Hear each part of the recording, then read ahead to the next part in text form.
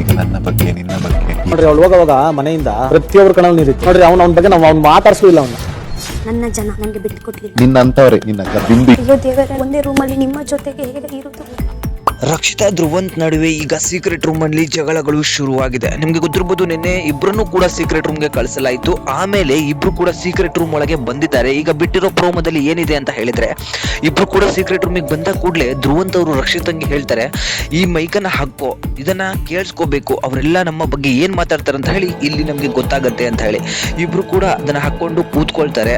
ಆದ್ರೆ ಮನೆಯಲ್ಲಿರುವಂತಹ ಎಲ್ರೂ ಕೂಡ ರಕ್ಷಿತನ ಬಗ್ಗೆ ತುಂಬಾ ತುಂಬಾ ಪಾಸಿಟಿವ್ ಆಗಿ ಮಾತಾಡ್ತಾರೆ. ಅವಳು ಕನ್ಫ್ಯೂಸ್ ಆಗಿದ್ಲು, ಅವಳಿಗೆ ಆಟ ಸಖತ್ತಾಗಿ ಆಡಕ್ ಬರ್ತಾ ಇತ್ತು, ಆದ್ರೆ ಎಲ್ಲೋ ಒಂದು ಕಡೆ ಕನ್ನಡ ಸರಿ ಬರ್ತಾ ಇರೋದು ಕಾರಣ ಅವಳಿಗೆ ಅರ್ಥ ಮಾಡ್ಕೊಳ್ಳೋದು ಕಷ್ಟ ಆಗ್ತಿತ್ತು ಅಂತ ಹೇಳಿ ಅವಳ ಪಾಸಿಟಿವ್ ಆಗಿ ಮಾತಾಡ್ತಾರೆ.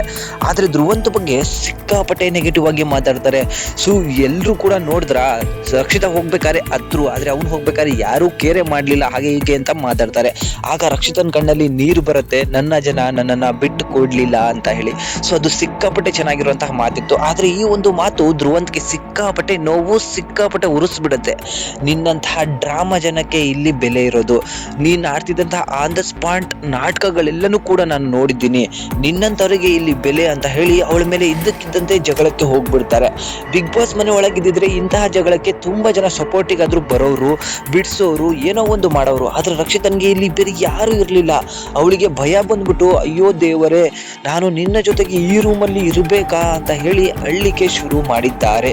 ಏನೇ ಆಗ್ಲಿ, ಧ್ರುವಂತ್ ಅಂತಹ ಮನುಷ್ಯನ ಜೊತೆಗೆ ಇರ್ಬೇಕಂದ್ರೆ ತುಂಬಾ ತುಂಬಾ ಪಾಸಿಟಿವ್ ಆಗಿರ್ಬೇಕು, ತುಂಬಾ ಧೈರ್ಯ ಇರಬೇಕು. ಆದ್ರೆ ಆ ಹುಡುಗಿನ ಯಾವ ರೀತಿಯಾಗಿ ಮನೆಯವರು ಹೊಗಳ್ತಿದ್ದಾರೆ ಅಂತ ಹೇಳಿ ಅವಳ ಮೇಲೆ ಈಗ ಮುಗಿಬಿದ್ದಿದ್ದಾನೆ. ಬಟ್ ಅಲ್ಲಿ ಯಾರೂ ಕೂಡ ಇರೋದಿಲ್ಲ, ಇವರಿಬ್ಬರೇ ಇರಬೇಕು, ಇಬ್ಬರೇ ಒಬ್ರಿಗೊಬ್ರು ಮಾತಾಡ್ಕೋಬೇಕು, ತಮಗೇನ್ ಅನ್ಸುತ್ತೋ ಅದನ್ನ ಹೇಳ್ಕೋಬೇಕು. ಬಟ್ ಧ್ರುವಂತು ರಕ್ಷಿತನ್ ಕಂಡ್ರೆ ಎಗರಾಡ್ತಾನೆ. ಅವಳ ಮೇಲೆ ಇರುವಂತಹ ಮನೆಯವರ ಒಂದು ಒಪಿನಿಯನ್ ಇದೆ, ಅವನಿಗೆ ಸಿಕ್ಕಾಪಟ್ಟೆ ಉರಿಸ್ಬಿಟ್ಟಿದೆ. ಏನೇ ಆಗ್ಲಿ, ರಕ್ಷಿತಾ ಏನು ಅಂತ ಹೇಳಿ ಪ್ರೂವ್ ಮಾಡ್ಕೊಂಡಾಗಿದೆ. ಮನೆ ಒಳಗೂ ಕೂಡ ಹೊರಗೂ ಕೂಡ ಅವಳಿಗೆ ಅಭಿಮಾನಿಗಳು ತುಂಬಿಕೊಂಡಿದ್ದಾರೆ. ಅವಳು ಹೊರಗಡೆ ಬಂದಾಗ ಸ್ವತಃ ಮನೆಯಲ್ಲಿ ಟಿವಿ ನೋಡ್ತಿದ್ದವರು ಕೂಡ ಕಣ್ಣೀರನ್ನ ಹಾಕಿದ್ದನ್ನು ನಾನು ನೋಡಿದ್ದೀನಿ. ಮನೆ ಒಳಗೂ ಕೂಡ ತುಂಬಾ ಜನ ಅವಳ ಬಗ್ಗೆ ಪಾಸಿಟಿವ್ ಆಗಿ ಮಾತಾಡಿದ್ದಾರೆ. ಅವಳೇ ಒಂದೇ ಒಂದು ಜೀವ ನನಗೋಸ್ಕರ ಇದ್ದಿದ್ದು ಅಂತಾನು ಕೂಡ ರಘುವಣ್ಣ ಹೇಳ್ತಾನೆ. ಯಾರಿಗೂ ತಲೆ ಕೆಡ್ಸ್ಕೊಳ್ದೇ ಇರೋ ಗಿಲ್ಲಿ ಹೇಳ್ತಾನೆ, ಅವಳನ್ನ ಮರೀಲಿಕ್ಕೆ ಬರೋಬ್ಬರಿ ನಿನಗೆ ಒಂದು ವಾರಗಳ ಟೈಮ್ ಬೇಕಾಗ್ಬೋದು ಅಂತಾನು ಕೂಡ ಹೇಳ್ತಾರೆ. ರಜತ್ ಹೇಳ್ತಾನೆ, ಅಂತಹ ವ್ಯಕ್ತಿ ನಾನು ಎಲ್ಲೂ ನೋಡಿಲ್ಲ, ಬಂದು ಒಂದು ವಾರಕ್ಕೆ ತುಂಬಾ ಹಚ್ಕೊಂಡಿದ್ದೆ ಅವಳನ್ನ ಅಂತ ಹೇಳ್ತಾರೆ. ರಕ್ಷಿತಾ ತುಂಬಾ ಕನ್ಫ್ಯೂಸ್ ಆಗಿದ್ಲು, ತುಂಬಾ ಒಳ್ಳೆ ಹುಡುಗಿ ಅಂತಾನು ಹೇಳ್ತಾರೆ.